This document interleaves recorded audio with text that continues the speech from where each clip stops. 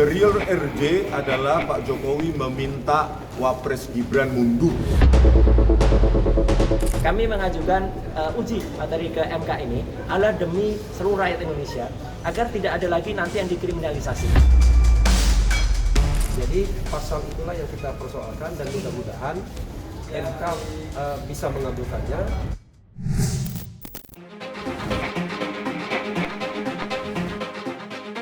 Perlawanan hukum terus dilakukan Roy Suryo bersama dua rekannya, Rismon Sianipar dan Dr. Tifa, setelah ditetapkan sebagai tersangka atas laporan yang dibuat mantan Presiden Joko Widodo di Polda Metro Jaya terkait dugaan pencemaran nama baik dan fitnah dalam isu ijazah. Ketiganya kini menempuh jalur Mahkamah Konstitusi.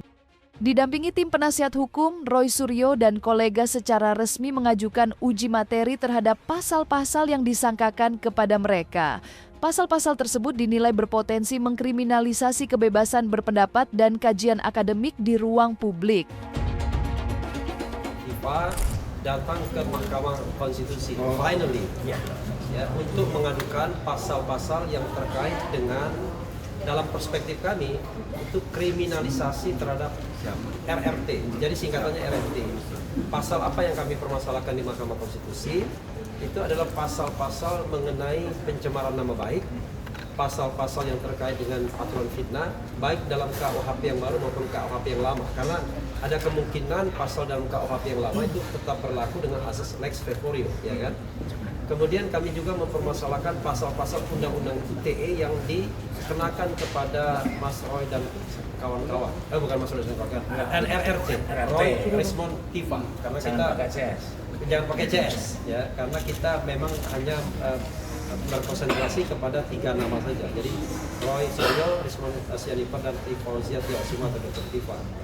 Pasal yang kita persoalkan adalah pasal Undang-Undang ITE pasal 27A Undang-Undang ITE 2024 mengenai pencemaran nama baik dengan melalui dokumen elektronik, ya, atau media elektronik. Kemudian pasal 28 ayat 2 Undang-Undang ITE 2024 tentang ujaran kebencian yang berbau suku, agama, ras, perbedaan macam-macam, ada disabilitas fisik, mental, dan lain sebagainya.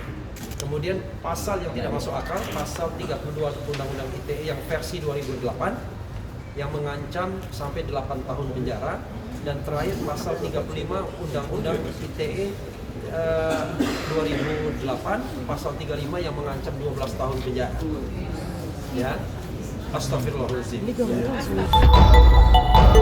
Seperti diketahui, selama ini Roy Suryo dan rekan-rekannya kerap menyampaikan keraguan terhadap keaslian ijazah sarjana milik Jokowi. Mereka mengklaim pernyataan tersebut didasarkan pada hasil penelitian terhadap dokumen salinan yang mereka kaji, bahkan disebut telah dibukukan. Namun di sisi lain, pihak Jokowi menilai tudingan tersebut tidak berdasar dan merugikan nama baik sehingga menempuh jalur hukum. Tadi juga kami sudah serahkan berkas PU pengujian undang-undang terhadap undang-undang dasar yang kami uji tentu saja 3 hal yang disebutkan oleh Refli Harun. Pertama terkait dengan KUHP yang lama, yang kedua KUHP yang baru, dan terakhir pada undang-undang ITE. Semua kita ikuti saran dari teman-teman di MK, dan kemudian sekarang sudah ada berkas lagi diperiksa, dan terakhir kita berharap ada nomor untuk kemudian uji materi kita terhadap berujinya undang-undang dasar. Kami mengajukan uji materi ke MK ini adalah demi seluruh rakyat Indonesia agar tidak ada lagi nanti yang dikriminalisasi. Jadi artinya kita ini juga insya Allah, ya, kita tidak berjuang sendirian, tapi kami bersama-sama dengan rakyat Indonesia. Hikmahnya nanti akan diterima oleh rakyat Indonesia, tidak ada orang yang kemudian ditersangkakan atau mudah dipidana dengan pasal-pasal yang baru 433, 434 atau Undang-Undang ITE 27, pasal 28 dan juga pasal 32, 30 sesuai dengan keterangan ahli yang hari ini disampaikan juga oleh Prof. Hamidah, Pak Dr. Didit, kemudian Prof. Henry Subiakto dan juga beberapa yang lainnya. Kita bersikap tegas, kita tidak omon-omon, kita tidak kemudian melakukan hal yang angan-angan, tapi kita buka kaos. Kita tidak hanya tok. Ya, Tahan bang, liatin dulu. mic-nya geser lah. Tidak hanya only the talk. Tahan. Talk beneran. Menurut Menurut Roy Suryo, langkah uji materi ke Mahkamah Konstitusi merupakan bentuk perjuangan untuk menjaga iklim demokrasi tetap sehat. Ia menilai perbedaan pendapat dan kajian kritis tidak seharusnya langsung berujung pada proses pidana, melainkan dibuka ruang pembuktian secara terbuka. Jadi tidak boleh tersinggung kalau kemudian urusan-urusan publik itu dilakukan penelitian, skrutinai oleh masyarakat. Jadi pejabat publik dan urusan publik. Nah, ijazah, walaupun ini kita menguji norma, ijazah itu kan sudah urusan publik. Iya. Jadi walaupun Pak Jokowinya sudah berhenti, tapi ijazah itu adalah yang dia gunakan untuk menjabat jabatan publik sehingga tidak lagi menjadi barang privat. Tadi sudah menjadi barang publik, karena itu sah bagi siapapun untuk melakukan pengkajian, pengujian dan lain sebagainya, dan tidak boleh dikriminalkan. Roy Suryo yang datang ke gedung Mahkamah Konstitusi bersama penasihat hukumnya Refli Harun juga menyampaikan kritik tajam. Mereka berpendapat bahwa pejabat publik semestinya siap menghadapi kritik dan membantahnya melalui klarifikasi atau pembuktian, bukan semata melalui proses hukum pidana. Pernyataan ini pun memicu beragam respons dari publik. Dasar argumentasi saya yang mengatakan bahwa lembar pengesahan pembimbing skripsi Joko Widodo yang tanpa tanda tangan dosen penguji itu adalah produk dari dokumen digital yang belum ada pada tahun 1985, dan itu cuma dibantah oleh Dirtipidum dengan pengujian setelah diraba dirasakan ada cekungan. Langsung kami dikatakan memfitnah, ya, menyebarkan ujaran kebencian. Bagaimana pengujian saya, phone identification, dibantah dengan indera perasa.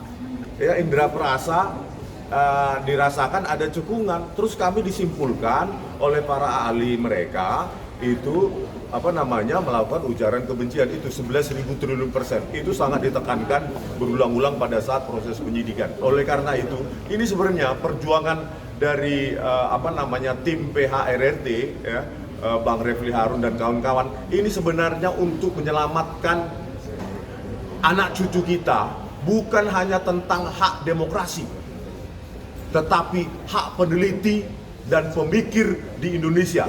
Jangan karena kesimpulan kami itu bertentangan atau melukai atau bahkan membongkar rahasia dari pejabat atau mantan pejabat, langsung parcok itu dipakai untuk menersangkakan orang.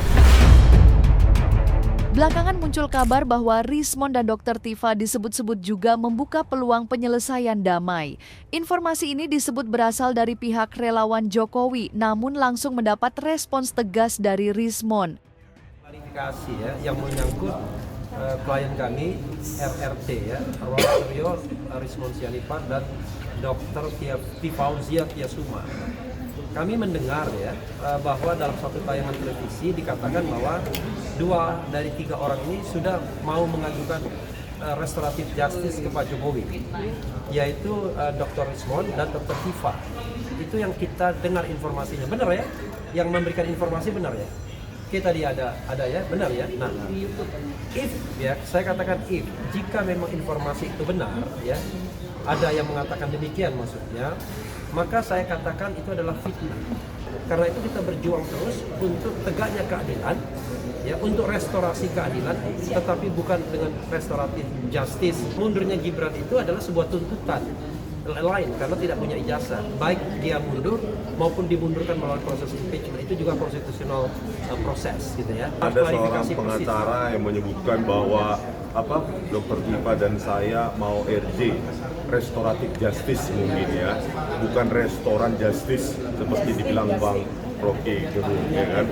Ya, kami berdiri di sini buktinya, dan kalau kalian lihat saya menuliskan buku Gibran Endgame, ya, tuntutan saya itu hentikan dinasti Joko Widodo yang sakau kekuasaan. Setelah ini berakhir, kita harus mendirikan tugu atau monumen, ya, wajah dari Pak Jokowi maupun Pak Gibran, bobroknya atau simbol bobroknya demokrasi di Indonesia. Rismon membantah dirinya akan mengikuti langkah damai tersebut. Ia menyatakan tetap berpegang pada keyakinannya dan memilih melanjutkan perjuangan hukum yang sedang berjalan. Baginya, sikap yang ia ambil disebut sebagai bagian dari perjuangan yang ia yakini demi kepentingan publik. The real RJ adalah Pak Jokowi meminta Wapres Gibran mundur secepatnya, baru kita bisa RJ. Meski demikian, Rismon disebut menyampaikan bahwa pintu penyelesaian tetap bisa terbuka dengan syarat tertentu. Syarat inilah yang kemudian memicu rasa penasaran publik. Apa sebenarnya tuntutan yang ia ajukan jika memang jalur damai ingin ditempuh? Tidak ada kata RJ buat kita. Seluruh relawan bersepakat untuk itu semua, ya. Tapi kalau misalnya yang tadi yang klaster 1 mau mengadakan RJ, itu tergantung dari Pak Jokowi. Jadi tadi RJ itu sudah diberikan, bahkan endingnya adalah SP3 kepada 2 orang. Tetapi dalam klaster kedua, ya 3 orang itu yang lain yang klaster kedua, teroris itu memang case-nya sangat berbeda, bahkan kena pasal berlapis kan, sehingga dalam konteks itu baik dari hukum, dari sisi material maupun formil hukum, rasa-rasanya terlalu berat untuk masuk pada proses RJ. Karena kita butuh pembuktian akhir bahwa ijazah Pak Jokowi itu asli benar-benar lewat ketukan palu terhadap 3 orang yang sangat-sangat luar biasa perjuangan mereka, yang benar-benar menghajar nalar sehat kita semua. Saya kira itu tambahan dari saya. Saya kembalikan ke Mas Rama. Makasih.